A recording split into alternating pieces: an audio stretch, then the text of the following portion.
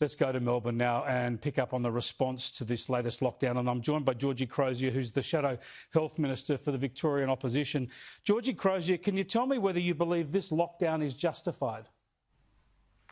Well, Chris, as you rightly said in your introduction, we don't know because that health advice hasn't been released. It's never released. And what has happened, Victorians who defeated the second wave and the second lockdown last year, defeated the virus, have now been plunged into this third lockdown because Daniel Andrews has let the virus out of hotel quarantine yet again. We do know a lot. Absolutely heartbreaking. Excuse me for interrupting, but we do know a lot. We know that there were only 19 active cases in Victoria. We know there are only 5 more added in the last 24 hours. We know they've all been linked to hotel quarantine. On that basis, do you believe a statewide lockdown for 5 days is justified? Well, this is just the inconsistency from the Andrews government, Chris. Don't forget, when hundreds of cases were happening last year and dozens of people sadly were losing their lives in the second lockdown, the whole of Victoria wasn't plunged into this lockdown, this sort of scenario. So you have to wonder what is going on, whether the government does have confidence in the contact tracing, and I certainly don't after the messages and the conversations I've been having with people who have showed me their text messages with wrong information, with wrong addresses, with people being contacted incorrectly. So I think there is a lot of panic going on inside government, and that's why they're inflicting this lockdown on every single Victorian, and it is all because of the failures, again, by the Andrews government. Not because So on the basis of what we know at the moment, the Victorian Opposition opposes this lockdown? Well, no, we don't have that advice. I can't say what is the advice the Chief Health Officer is providing to the government. You won't say, this is the problem, no one will oppose. Political oppositions, whether they're Labor or Liberal, won't oppose these governments when they're inflicting these draconian lockdowns. Well, Chris, we have to keep Victorians safe.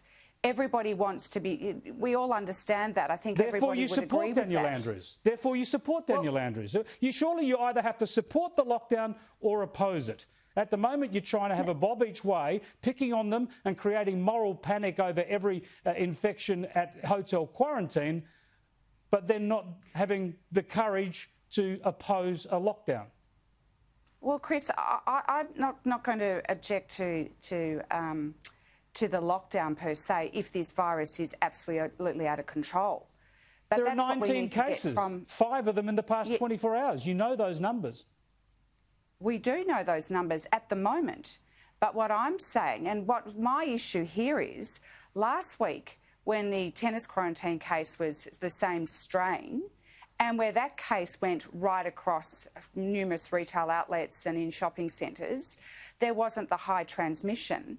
Now, supposedly, there is a higher transmission, and I think we've got to look at what's happened at Terminal 4 Brunetti's. This has become a national issue now because of the so-called the government's advice saying, well, this is highly transmissible. Let's see that advice.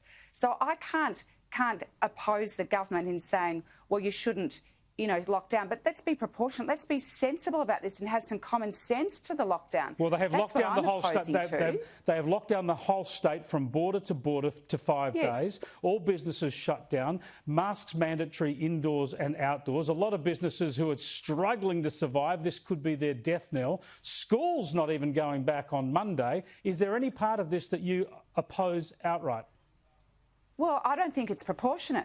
To take up your point, I don't think it's proportionate because of what happened last year with the second wave and the deadly lockdowns that occurred then, where you've got different and inconsistent messaging. That's what I'm objecting to.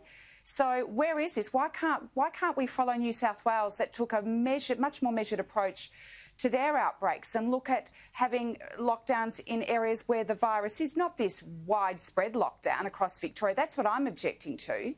So I think, we have to be sensible about this. There's got to be some common sense, and we're just not getting that, and we're not getting the truth. We're not getting the truth from this government, and that's what I also object to, Chris, because he's putting fear amongst Victorians and saying that this is a highly transmissible virus, this UK strain. Well, it's the same strain that came out of tennis quarantine just a week ago, and yet we've got this now. It seems to have grown God knows what, this super hyper transmission in just a few days.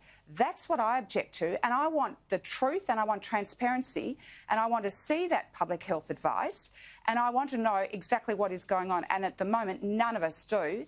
And the losses to business, because as you said, the Lunar weekend, the Valentine's weekend, there's businesses that are planned for this. People's celebrations, hospitality is losing tens of millions of dollars in wasting food. It is tragic. It is tragic.